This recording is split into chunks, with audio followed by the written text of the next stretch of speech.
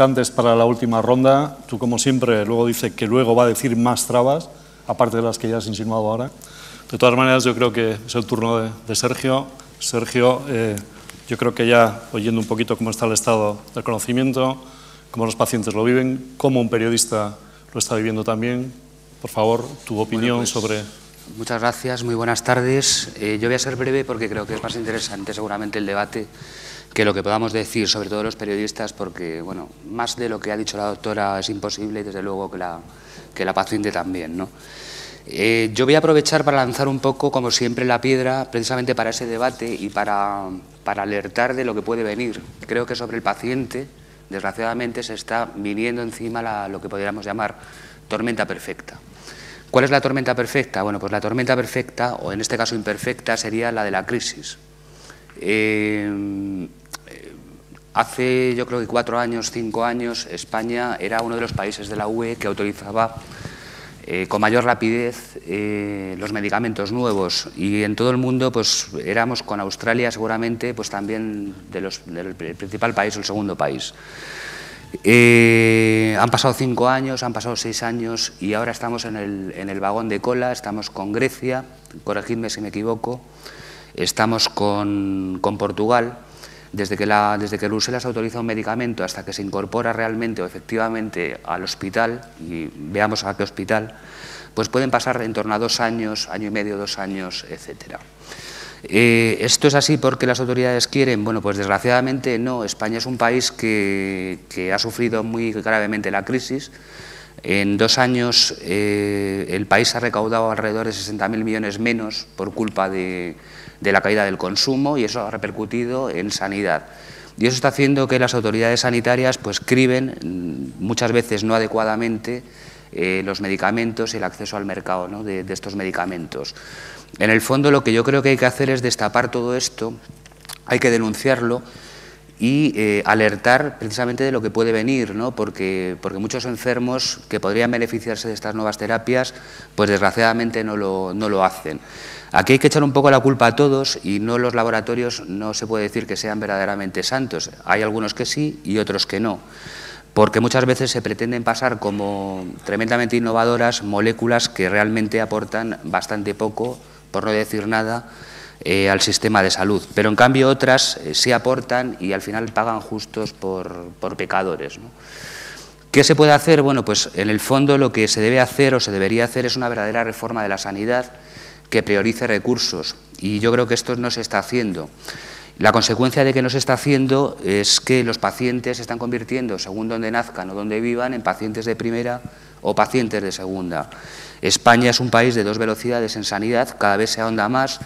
Hay una permisividad absoluta desde mi punto de vista por parte del Ministerio de Sanidad, ha hecho una dejación de funciones clara, y luego las comunidades autónomas, pues precisamente por esto, bueno, pues aplican los criterios que quieren para poder financiar una cosa o no aplicarla. Pero es que el problema ya no es solo por comunidades, es que afecta a hospitales dentro de una misma comunidad. Es decir, hay comunidades en donde en un hospital sí puedes tener acceso a un medicamento y otras en los que no.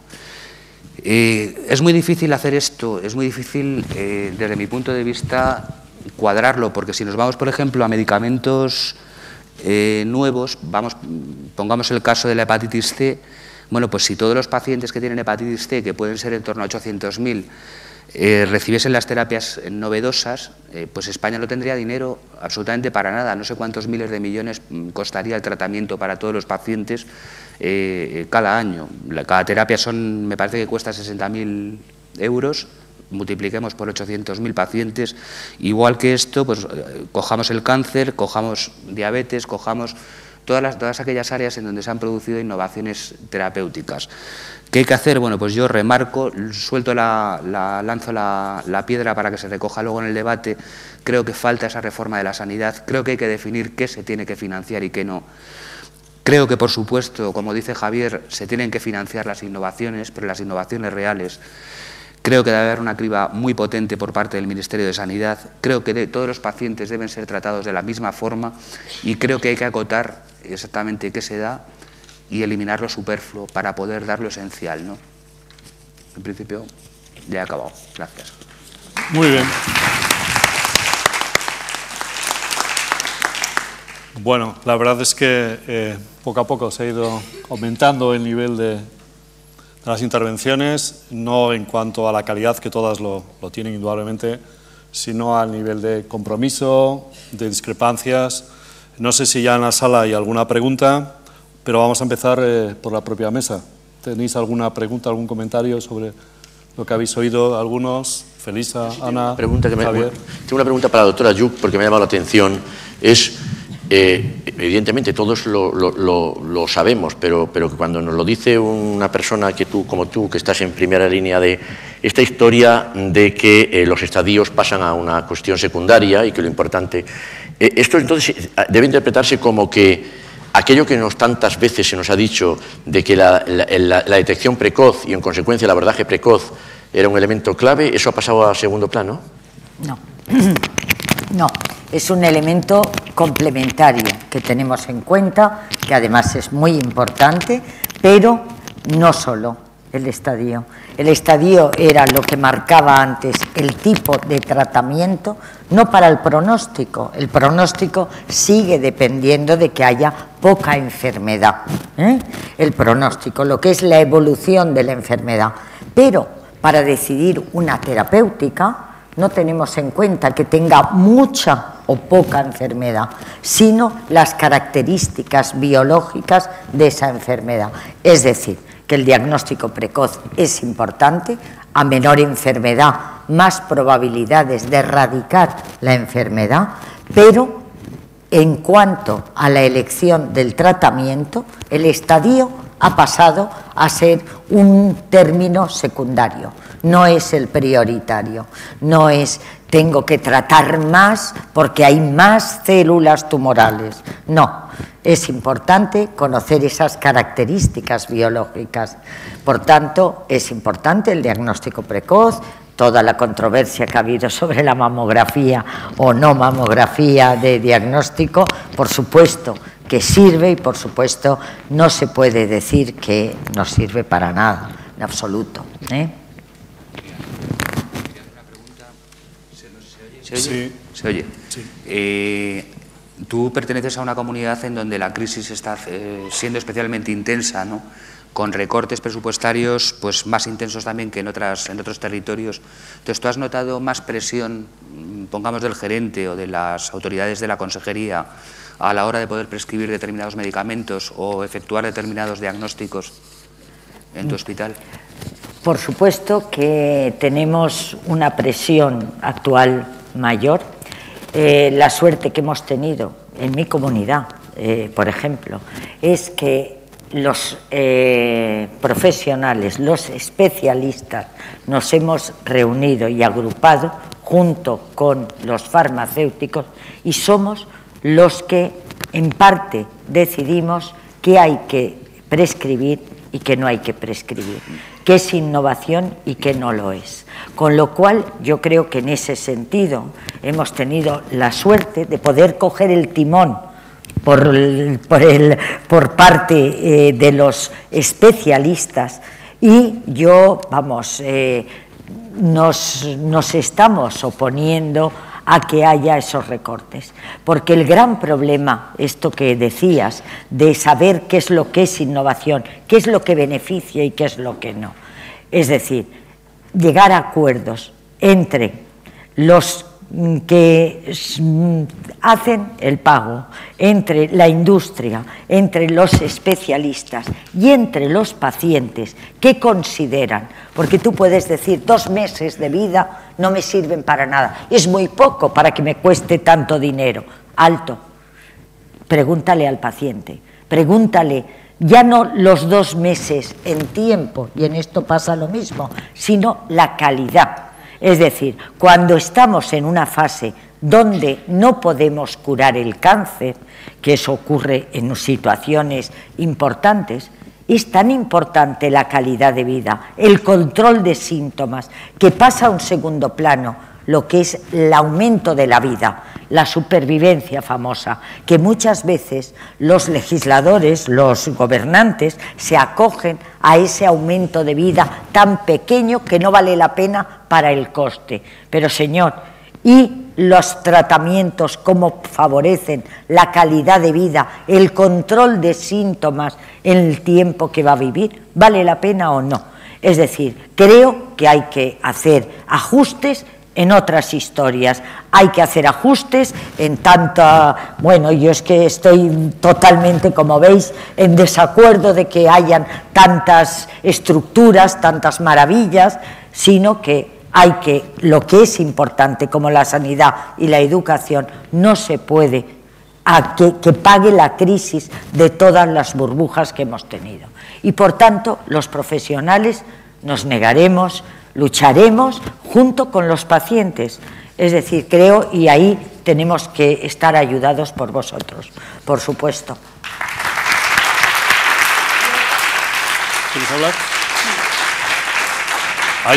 Hay alguna pregunta ya más en la sala, pero no, yo no os veo bien por la luz, pero Felisa quería hacer un pequeño comentario. Sí, un pequeño comentario a lo que tú has dicho. Efectivamente, la crisis se nota y mucho. Yo no la noto como paciente, pero no la noto por la buena voluntad del servicio de oncología del Hospital Clínico.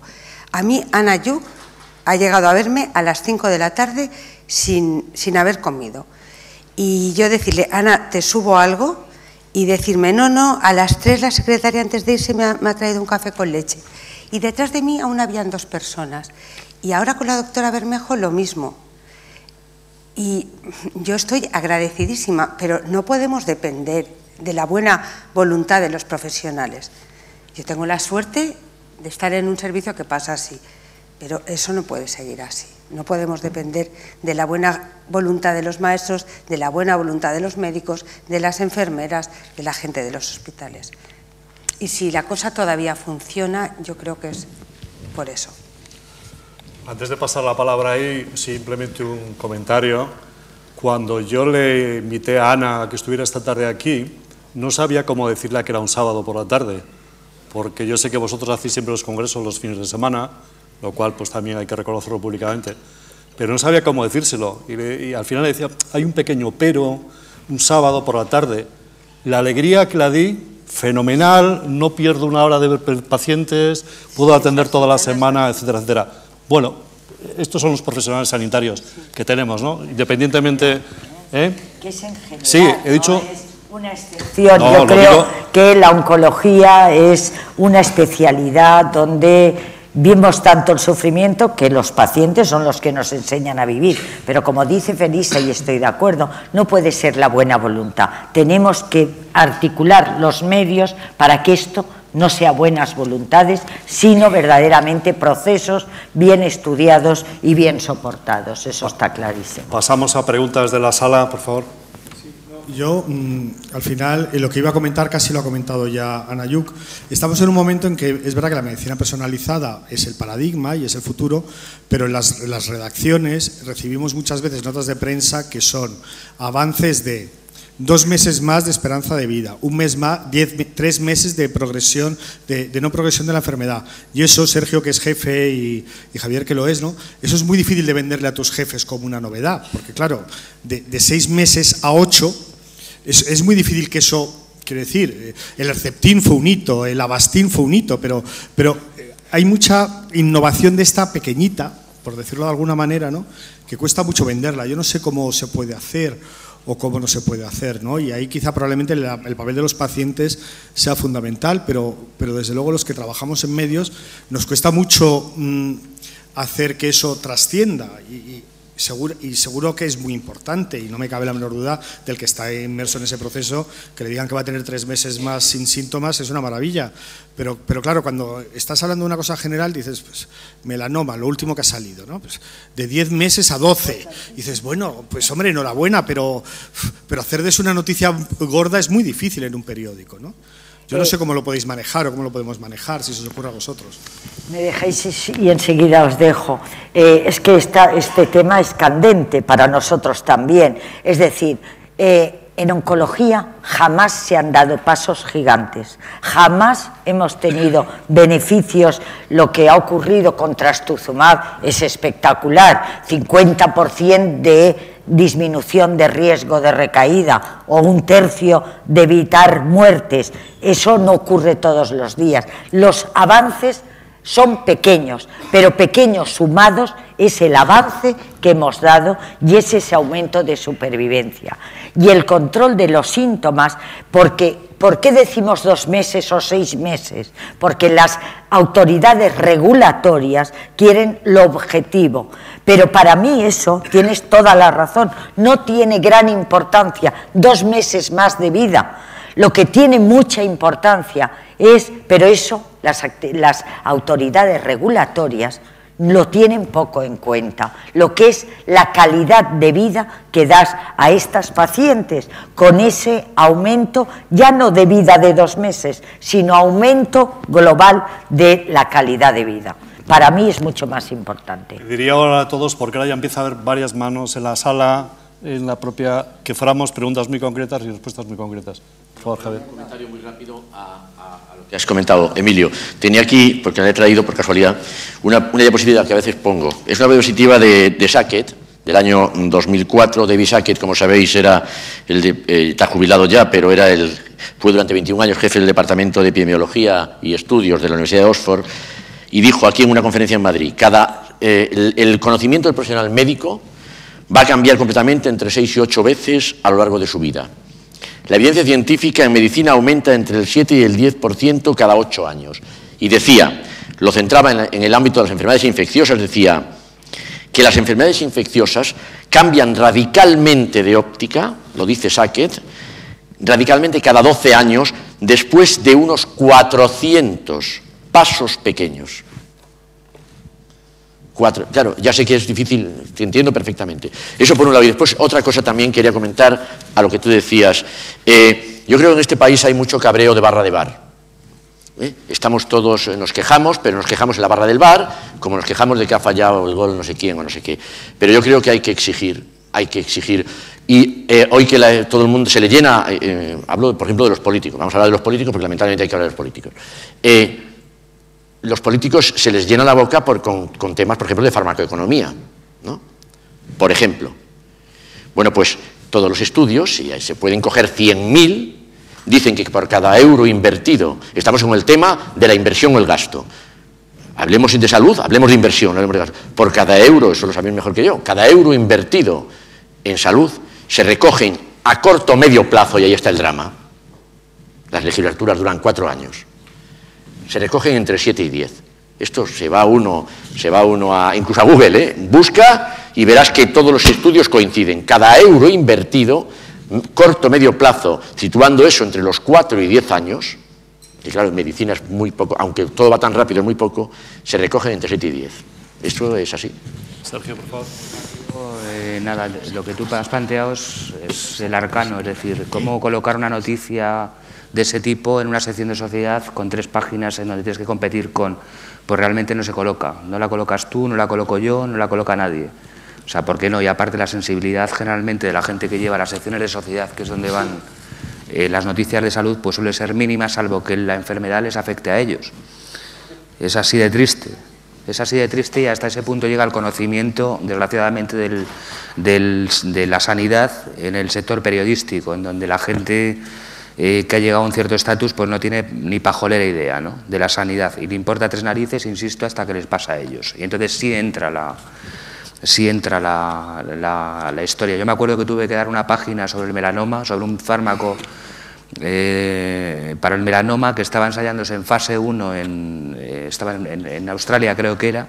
Bueno, pues tuve que dar una página porque el señor, su director, que había en aquel momento, pues un primo suyo, un hermano, había tenido melanoma. Entonces hubo que inventarse una página con una cosa que era falsa y que al final no fue a ninguna parte, ¿no? De aquella vacuna famosa del melanoma nunca se supo. Yo quería, una vez dicho esto, sí sacar una cosa que a mí me inquieta. Vamos a ver, lo que no entiendo es cómo terapias novedosas de este estilo pueden llegar a costar 70.000 euros. Me refiero a los tratamientos. Yo es una cosa, hombre, desde luego que no tiene precio. El dar un día más de vida a un paciente y con calidad de vida no tiene precio.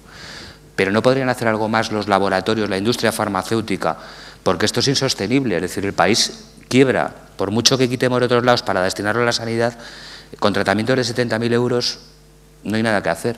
Yo lo pregunto un poco al aire, a ver si alguien me puede responder. Aprovechando que hay gente de aquí de la industria farmacéutica entre el público. Javier.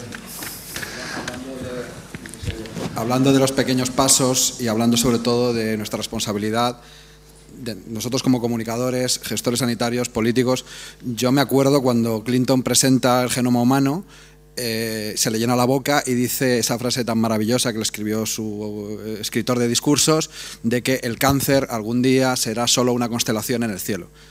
Por supuesto, toda la prensa titula que el cáncer algún día, claro, para el paciente de cáncer, ese algún día será en 5 o 10 años, han pasado 14 años, efectivamente los pasos han sido muy pequeños, pero claro, muchos jugamos con los sentimientos de muchísima gente que está enferma de cáncer y de sus familiares. Hay que tener mucho cuidado y efectivamente yo ojalá algún día sea cierto este vaticinio, pero me temo, seguro que la doctora Ayub me da la razón, que quedan muchísimos pequeñísimos pasos para dar hasta llegar ahí. Gracias. Había otra pregunta. Sí, ante este panorama, ¿qué opinión os merece la medicina privada, los hospitales privados, que se han convertido hoy en día en un escape para ciertos pacientes, sobre todo ante las listas de espera y tratamientos un poco más específicos?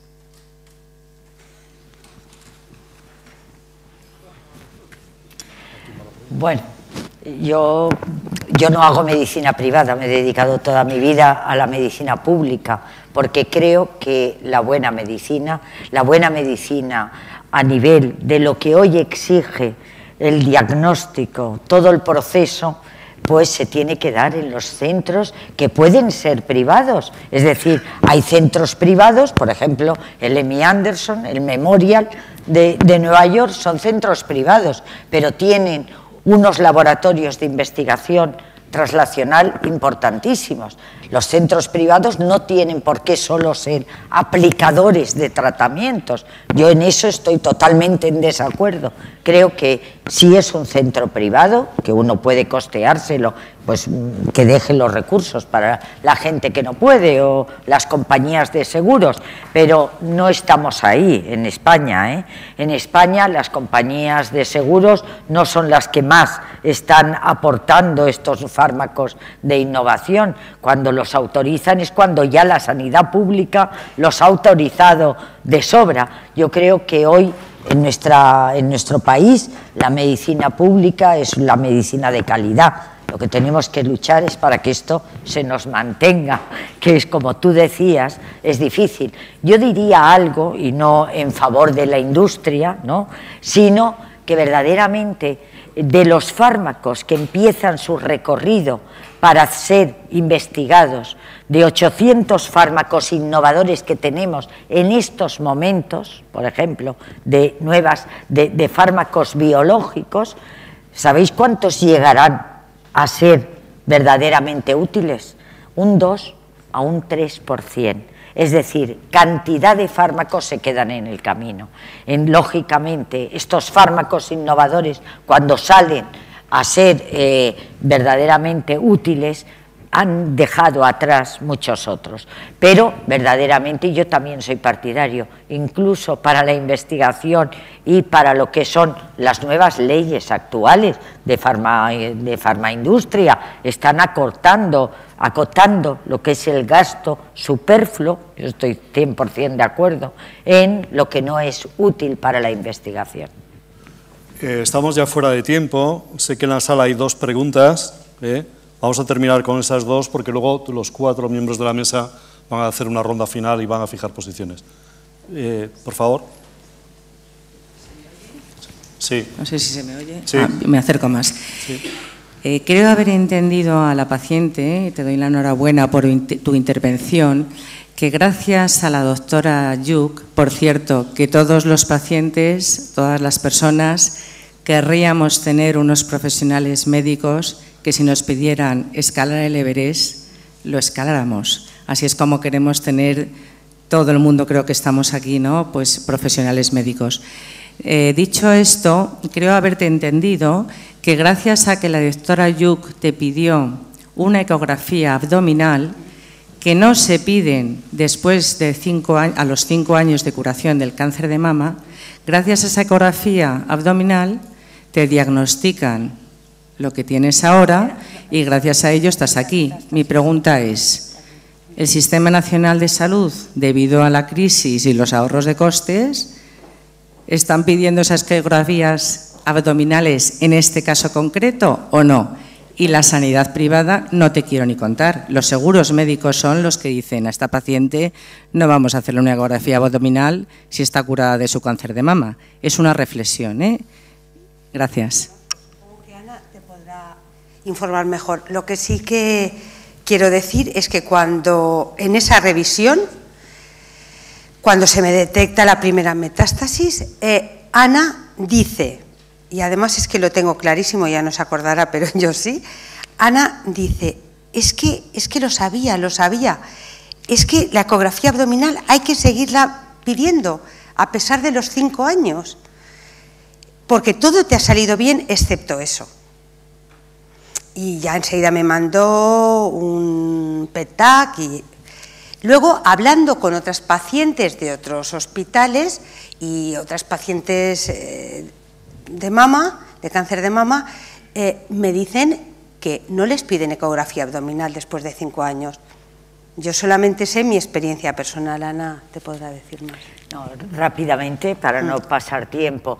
Verdaderamente, las guías clínicas, que son las que sirven de base para hacer las cosas, dicen que el seguimiento debe hacerse solo en mama, con exploración y mamografía. Es decir, que la ley, como si dijéramos, los programas de guías clínicas no aconsejan pruebas en las revisiones de una paciente con cáncer de mama, porque esos datos están basados en estudios muy antiguos donde la sensibilidad y especificidad de las pruebas no eran las de ahora. Todos estamos convencidos que sería bueno hacer esos estudios, pero no hay quien los soporte y con lo cual quien no quiera no tiene la obligación de hacer un seguimiento porque no se está con una evidencia científica. Con esto acabo.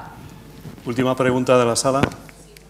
Más era un comentario para Sergio Alonso, que lanzaba la pregunta también a la industria. Soy Carlota Gómez de Bayer.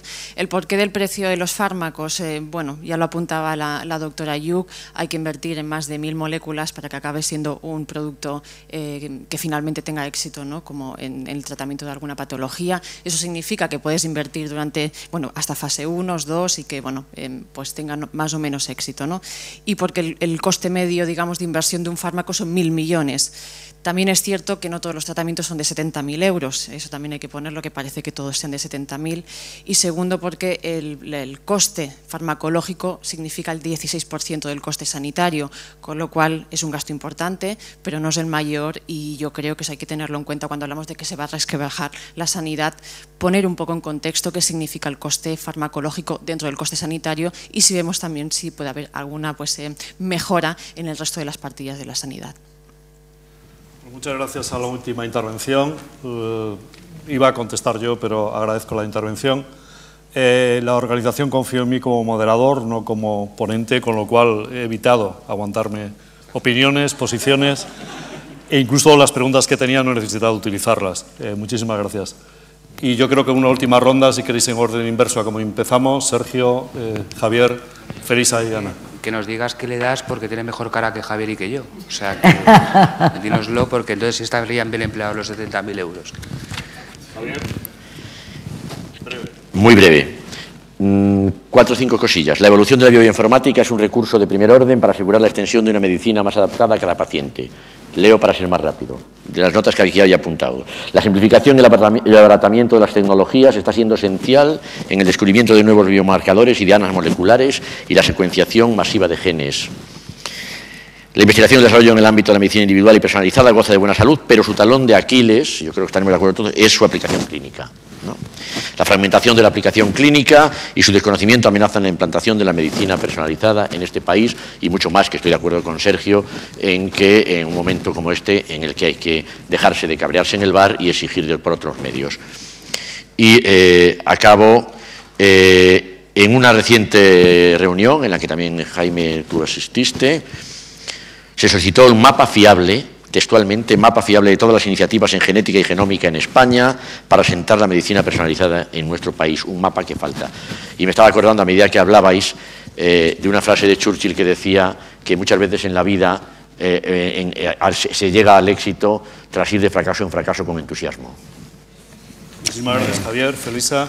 Bueno, yo quería decir dos cosas. Una, dar como pequeñas pautas para los pacientes oncológicos en cómo pueden vivir mejor su proceso. En primer lugar, creo que los pacientes, bueno, los oncológicos y todos, tenemos que ser unos usuarios responsables y respetuosos con nuestro sistema de salud. Respecto a los oncológicos, creo que es importantísimo ser partícipes activos de nuestro proceso, estar informados, como habías dicho tú. Somos adultos y tenemos derecho a la información. A nadie, nada más que a mí, le importa lo que me está pasando o lo que me vaya a pasar. Es muy importante también para los pacientes oncológicos evitar el aislamiento, planificarse, aunque sea día a día, aunque sea semana a semana, no hace falta plazos largos. Hacer ejercicio, cuidar la alimentación, relacionarse, evitar el aislamiento. Bueno, tenía un montón de cosas aquí, pero no me da tiempo a todas. Creo que he dicho, bueno, y tener una actitud, desde luego, realista, pero positiva y optimista. Y luego, a pesar de la tormenta que se avecina, que es verdad que ya la tenemos encima, a pesar de eso, yo creo que tenemos muchísima suerte de vivir en una época en la que el progreso científico ha logrado unos avances extraordinarios que nos ayudan a mejorar la calidad de vida a los enfermos. Y también tenemos la suerte de vivir en una sociedad y en un país con una legislación, por lo menos por ahora, que garantiza una sanidad igual para todos, sin discriminaciones, aunque ya está teniendo sus grietas, pero por ahora tenemos la suerte de vivir en esa sociedad y en ese país. Por lo tanto, creo que todos tenemos el compromiso y la obligación, cada uno desde su lugar, y vosotros desde luego ocupáis un lugar muy importante como informadores de la sanidad, de que esto siga así. Todos debemos ser responsables de usarla, mantenerla y cuidarla. Y es más, si yo tuviera poder, declararía al sistema público sanitario español Patrimonio de la Humanidad.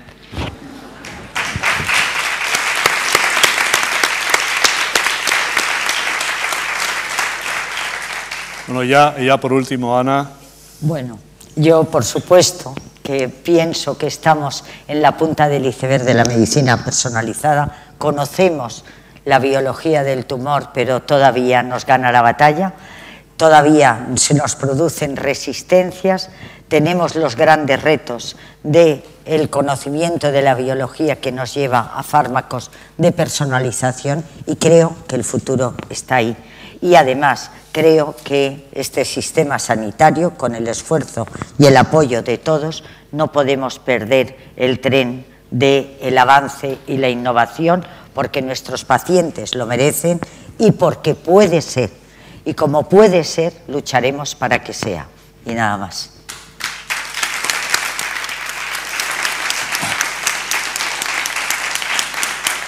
Bueno, muchas gracias a los cuatro, muchas gracias a todos ustedes y ahora continúa una mesa también muy interesante sobre la información en salud en la actualidad. Muchísimas gracias.